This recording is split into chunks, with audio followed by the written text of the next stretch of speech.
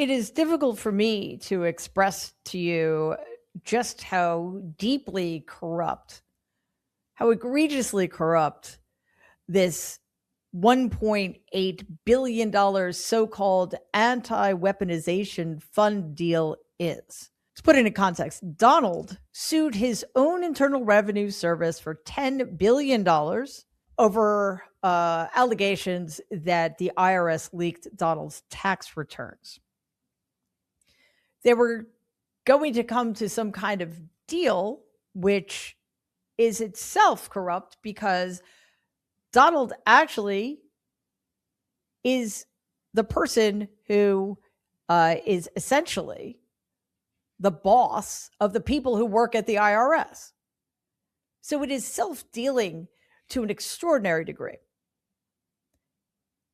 The DOJ, Donald's DOJ, currently run by Acting Attorney General Todd Blanche, who is one of the most breathtakingly compliant, sycophantic, and corrupt people in our government right now, which is really saying something, has agreed to this deal.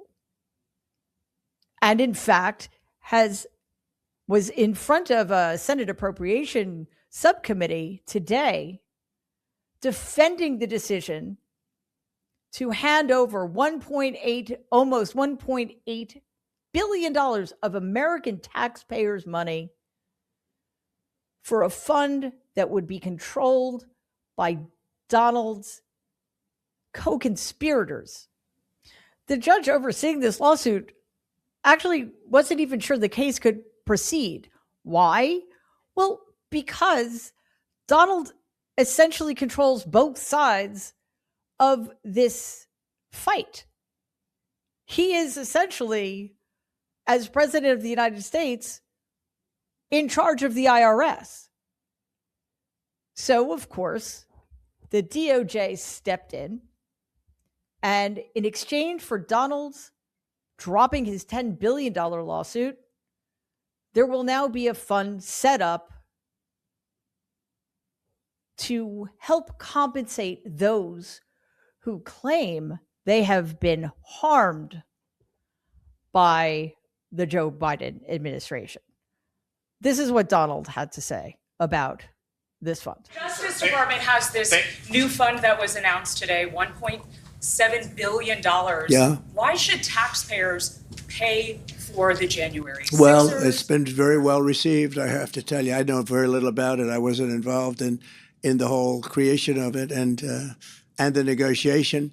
But this is reimbursing people that were horribly treated. It's anti-weaponization. They've been weaponized.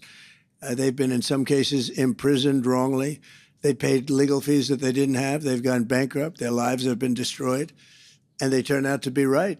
I mean, it was a terrible period of time in the history of our country. And they worked on it. I know the Justice Department, it's really been working on it very hard. There's been numerous other occasions over the years where things like this have been done. But these were people that were weaponized and really treated brutally by a system that was so corrupt, with corrupt people running it, and they're getting reimbursed for their legal fees and the other things that they had to suffer. Now, of course, nobody has been more horribly treated in Donald's mind than Donald. But let's be very clear about the kinds of people he's referring to. He is referring to those who engaged in, participated in the insurrection he incited against our government. Those are the people whom he believes need to be compensated, despite the fact that he already pardoned the vast majority of them and commuted the sentences for the rest. Todd Blanche, who again is acting Attorney General and so desperately wants that position to become permanent, was testifying in front of a Senate subcommittee, and he was asked about this very suspect deal being reached between Donald and the IRS with the sanctioning of the Department of Justice. Here's what Blanche had to say. Mr. Attorney General, this is an outrageous, unprecedented slush fund that you set up.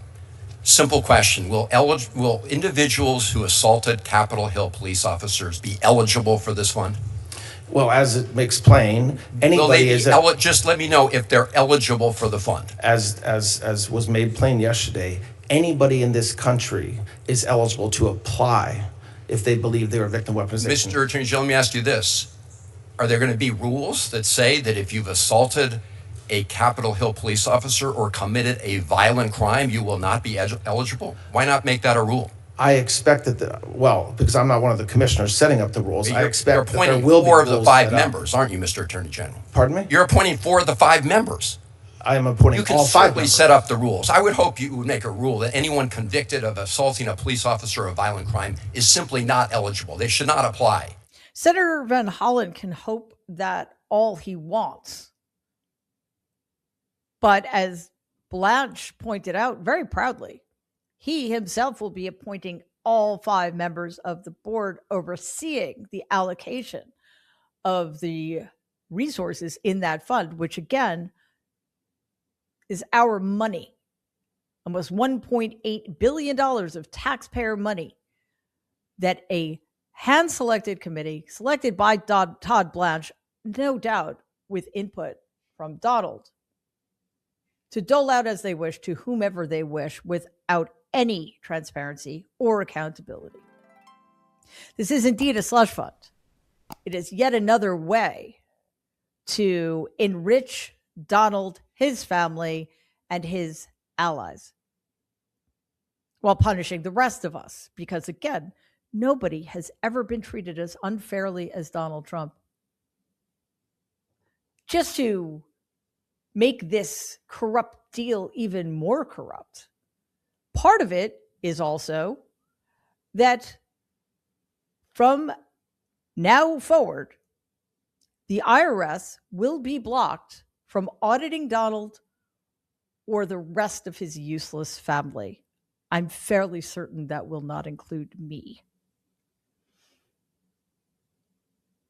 Now, how is it possible that in a functioning democracy, something so blatant, something so designed specifically to benefit one person to the detriment of the American people could be allowed to happen? Well, the answer to that question is simple. The United States of America is no longer a functioning democracy. I'm not even sure we're a democracy at all anymore. There are no guardrails in place. The corrupt, illegitimate supermajority of the Supreme Court has made it clear that they view Donald's presidency as an imperial one. He is beyond the rule of law. I don't even know that there is a rule of law in America when you have people like Todd Blanche running the show. The Republicans in Congress have the power to do something about this. They will do nothing. So therefore, Donald will get away with yet one more grift, one more crime, one more theft. And we're all just supposed to sit here and take it. One of the reasons this is so maddening is because all of this is only for Donald's benefit. The most worthless, useless man on the planet who has had everything handed to him on a platter, despite the fact that he deserves nothing, will once again get away with it. Even though he has not accomplished anything in his pathetic life. Now, if you don't believe me, I'm just going to run through some of the highlights of Donald's life. As soon as he got out of college, he went to work for my grandfather. And at the age of 24, despite the fact that my dad, who was about 7.5 years older, had been with the company for 11 years, my grandfather made Donald the president of the company with perks, including a chauffeur-driven limousine and $1 million bonuses and expensive apartments in Manhattan. Then Donald decided he wanted to have his own project. So my grandfather used his not inconsiderable wealth, power, and political connections to make that happen. Donald wanted more, so he got into the casino business over my grandfather's objections. And then, over the course of the next several years, drove 3 of them into the ground, filing for bankruptcy 6 times. The reason he was able to do this is because up until that point, my grandfather gave Donald something like the equivalent in today's dollars, $416 million to keep losing. And then he was in so much trouble, his brand was at risk of being tarnished, and the banks that had given him hundreds of millions of dollars in loans as well made this calculation.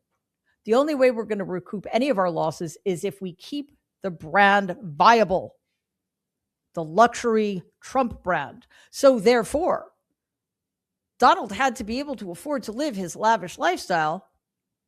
So the banks put him on an allowance so he could keep the triplex in Trump Tower and keep Mar-a-Lago and keep his plane. $450,000 a month he was handed by the banks because he was successful, because they were making so much money off of him? No, because he was such a horrifically bad businessman that he had to declare bankruptcy 6 times. Then my grandfather died. And Donald was still so desperate for cash that he convinced his siblings to sell my grandfather's empire to one buyer, thereby leaving hundreds of millions of dollars on the table. But he needed that money so desperately. So we got another 172 million or so. And he burned through that because he's not only a terrible businessman, he is deeply and wildly irresponsible. And then along came NBC to bail him out yet again with The Apprentice.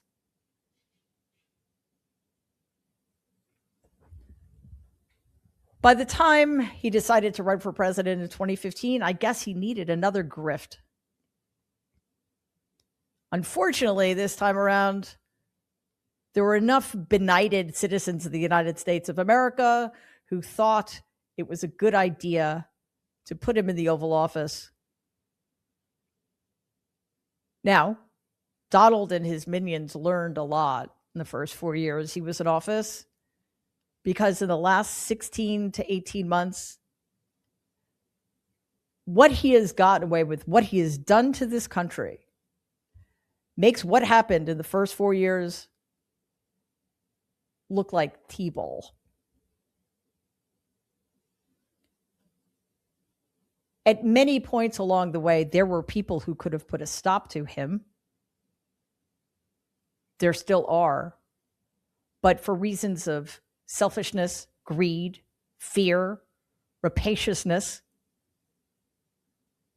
needs for power, needs for approval, needs for acceptance, they will do nothing to stop Donald Trump. Even though he is so eminently stoppable. Because when you get right down to it, his greed makes him weak. His greed reveals his weakness. He needs more money. He needs more power because there is inside of him a black hole that can never be filled. Every day he reveals to us that he is just a terrified little boy who can never have enough approval. That is not strength. He has never dealt from strength. And yet he gets enabled over and over and over again. So I would say, shame on everybody who continues to enable him. They are as guilty, they are as complicit, and they too must someday be held accountable. But right now, this is a very, very dark day in America, because the President of the United States is not just committing crimes against the American people and continuing to get away with it. He, as he so often accuses others of doing, is destroying our country. If this week has been any reminder that independent media is important now more than ever in America, this week would be it. If you would like to help, please like and share this video with your friends and, your enemies. That would be fun for all of us. And subscribe to this channel if you haven't already. Thanks.